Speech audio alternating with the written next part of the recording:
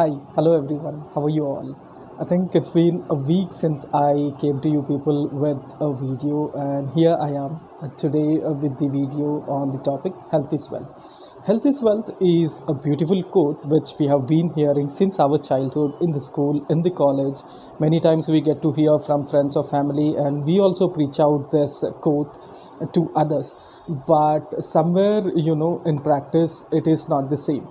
People many times they don't realize health is wealth, and they spend all their time compromising the health and take very less care of their health. This way they might earn some wealth, but down the line they'll have to lose their wealth to preserve their health. This thing is missing in practice.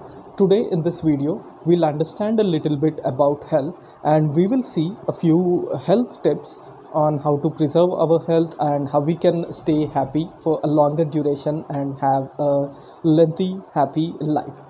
So people, there is one thing with regards to health which not many people would be aware of. So first point, many people compromise on their health and do other things, and people who do have some awareness around the topic of health, even those kind of people might only know of physical health, the physical body that we have, the headache, it could be the eyes paining or vision compromising, backache or stomach ache, leg pains, knee pains, things like that. These are all physical health. They might be aware of this physical health problems and they could be taking care or working on this area, but a very few in the society realize there is another area or another dimension of health, which is mental health, and many people they are not aware of it, and thus they do not take proper care about health. And if we see, there is a direct connection between mental health and physical health. If there are any mental issues that you're facing, if you're psychologically having a problem, something is really bothering you and you're not able to resolve it nor share it with someone and get help, and you also know mental health is a taboo. When we share our problems, most of the people around us are either happy that we are having that problem, or there is nothing much they can do to help us. Thus many people keep the problem to themselves and have further physical issues. This issue, has been explained by the author Louise Hay in her book You Can Heal Your Life. If you read this book, there's an entire chapter dedicated to this topic, a connection between mental health and physical health. In this book, or in this chapter, she will tell you the reasons behind toothache, the reasons behind headache, the reasons behind heart attack, the reasons behind having constant knee pains, many such situations that we have in with regards to health. These solutions or reasons, mental health reasons, are provided in this book. If you could make time, hope you read that book, at least this one final chapter towards the end of the book, and that would really help you. So I could brag around on health, but that might not add much value. So today actually I prepared some notes from my research, and I'm gonna share those health tips or points with you so that we could use at least a few of these to preserve our health and stay in a better state physically and mentally. So with regards to physical health, I've taken points from the book which is titled The Wellness Sense. The author is Om Swami. Towards the end of the book, in the final chapter, he will give us few health tips. I'm gonna read them out for you and maybe explain a couple of points here and there. So first point here he shares is eat wholesome foods. That means eat a lot of fruits, vegetables and green leaves, that is made out of green leaves, and avoid packaged, processed, canned foods. That means chips packets or anything which is packaged, stored for more than 3 hours and then sold. If you're eating that kind of food, or the fried rice kind of thing where the oil is heated again and again multiple times, the food is actually dead. If you eat such kind of food, your health is in jeopardy. Your health is being compromised over there every time you eat these kind of snacks or fast foods. This is one point. And one thing that we can really do is every morning or whenever it is feasible, when you're drinking water, you can squeeze a fresh lemon make juice out of lemon, squeeze it into water and drink it. If you cannot drink the whole lemon, you can just take half a lemon, squeeze that juice and put it into water and drink it. I think there's a similar tip which Sadhguru also shares in his speeches. Might be lemon or might be ashcot juice. We could research it, but lemon juice is the tip given in this book, and we could all use it for our health. Other tip, is eat in moderation. These days, we what we do is we are not focused on food as we eat. We are either talking on the phone, watching some video, listening to music, or chit chatting around as we eat. And there's a good chance we can eat more than what we need. And one more reason is, we don't chew our food as much as it is required to be chewed. We swallow the food most of the times, maybe after chewing once, twice, thrice, but it needs to be chewed well, and you need to eat in moderation. That way you can preserve your health. That's one tip. And try to make sure that you eat in same time every day. This might not be feasible for a lot of people, but still you can try. Maybe within the same hour or same 2 hours, try to eat your food every day, so that the breakfast, everyday breakfast that you have, you will be eating around the same day. Every day's lunch you will be eating on the same time. Sorry, breakfast, every day's breakfast at the same time, every day's lunch around the same time, every day's dinner around the same time. If you can do this, this will show a lot of impact on your health, and you can notice the changes within very less time. It will not even take months. Within weeks only you can actually see the results. And there is one more last tip, which I guess would not be feasible or practical for a lot of us, but still we could try customizing it to our daily routine and get some benefit out of it. The author says to eat at least 3 hours before we sleep, and preferably eat before sunset.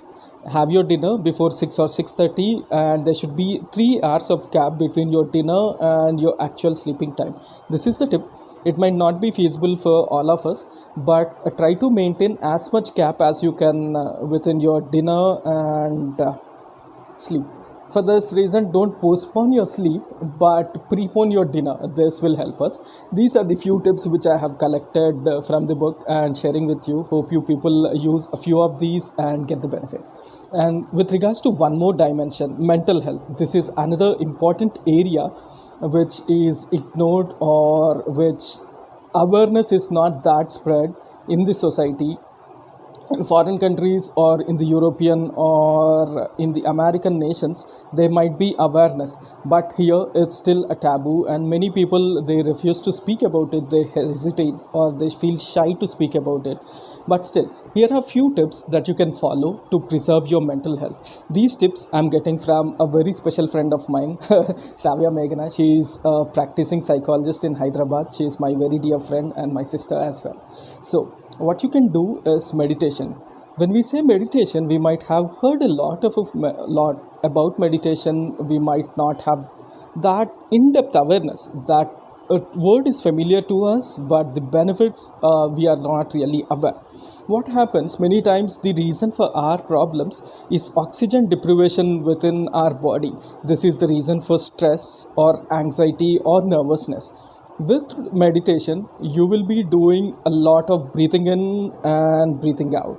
So what happens, your body will get as much oxygen you as it needs, so that the anxiety levels, nervous levels would be going down, and you can be in good mental state of mind. This is one benefit of meditation, and one good reason which we should all be using meditation for. And another thing is listening to music. And when we say music, what happens is, people say they are music lovers, they listen to music a lot. Sorry, but what happens, they might be listening to too loud music, which is again gonna be a cause of health issues. Or they might be listening to sad music, sad soothing music, which would aggravate their pain if they are in sad state of mind. So listen to music which will actually cheer you up. Have some good bucket list of music or albums that you would want to listen when you are feeling low, and have that album saved in your music app, or have that song saved in your phone music app.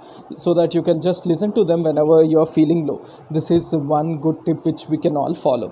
One more thing is mindfulness. Many times, we do many things in our life automatically. However, we should be mindful of what is happening around us, what is happening within us.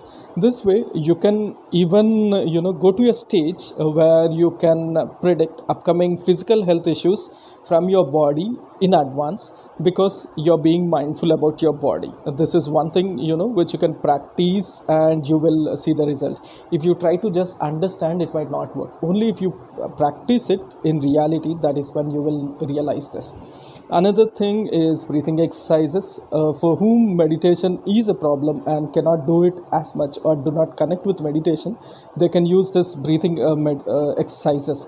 Like you will breathe in for a count of four. 1 2 3 4. Exhale. So like this, you can follow some rhythm, or you can do things like box breathing or any other things you can find on YouTube, or you can reach out to a local meditation teacher and you will get some good tips. Or you can even talk to your friend or family member or colleague who has this meditation practice in their daily routine, and you could get something which you could use for your health and stay in optimal state of mental health.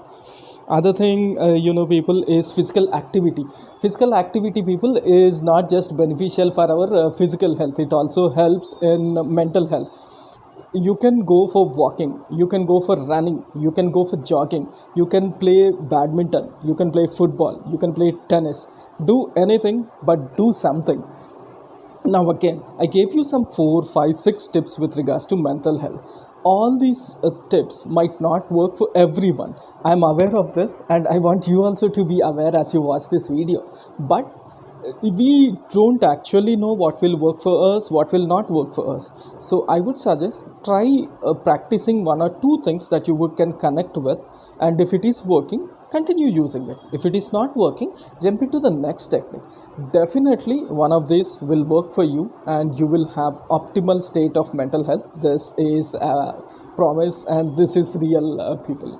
So I think today's video you have got some benefit, wherein you got to know about physical health, mental health, connection between physical and mental health, and few tips from very good books and a famous psychologist in Hyderabad on how you can preserve your physical health, what are the hobbies that you should have, what are the different ways or techniques to enhance your mental health. All these points, hope you find advantage of it, and meet you again with some other video soon. Thank you. Bye.